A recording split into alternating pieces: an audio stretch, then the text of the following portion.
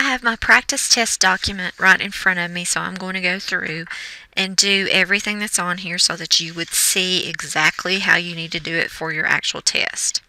So I'm in my Google Drive, and I'm going to click New, and I'm going to create a new spreadsheet. And I'm going to put my data for my practice test in there. I've got year, and I've got property tax.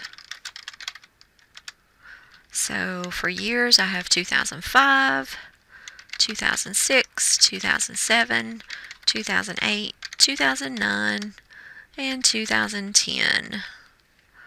For property taxes, it starts with 1,000, 1,100, 1,200, 1,300, 1,400, and 1,500. So the first thing says type the data in a Google spreadsheet, so that's what I've done.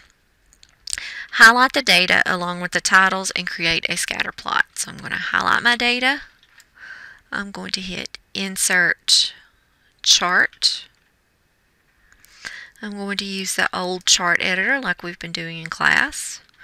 Chart types. And I'm going to scroll down until I find a scatter plot.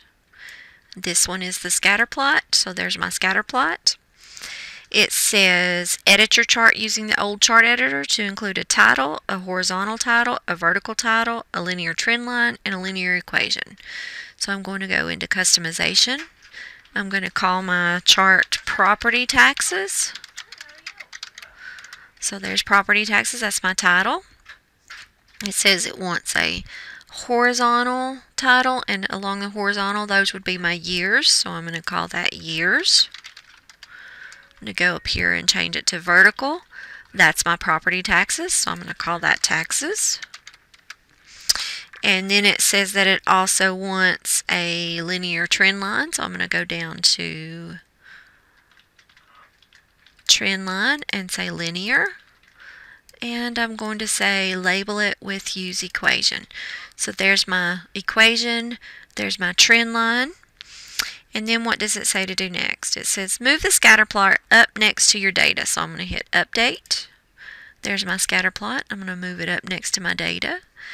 And so your instructor can see the chart and the data. Create a column in your document and calculate the mean, median, mode, range, and standard deviation of the property tax data.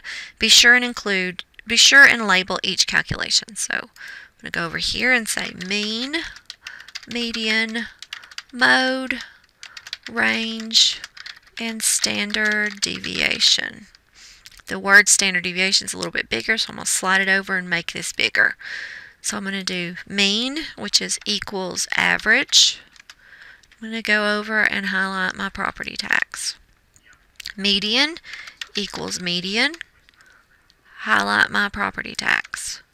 Mode, remember, is the one that you can't do in Google, so you have to look across and see which one occurs most often. This data is already in order. If it weren't in order, I would need to highlight it and go under data and put it in order, but it's already in order. None of them occur more than once. Remember, mode is the one that occurs most often, so I'm going to say no mode. Range is take the highest number minus the lowest number. So I'm going to go over here and say equals 1,500 minus 1,000.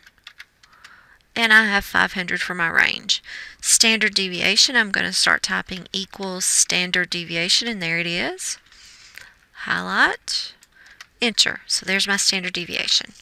So it says, be sure and label each calculation. So I have that labeled. Highlight your year and property tax data and insert a pie chart. So I'm going to go back over and highlight all that I have and say insert chart. Use the old chart data, chart type, and I'm going to slide down to a pie chart. And so I've got that created. It says include a title and make sure the year percentages show up in your chart. So there are my years, there are my percentages, so it's already there. I'm going to customize it and call it property taxes. So there's my title. What else does it say to do?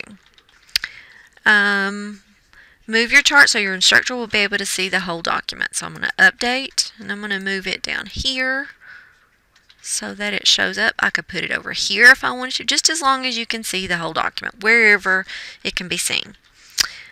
Give your entire document a title. So I'm going to call mine Stacy Reagan Practice Test. So there's my title. What else does it say?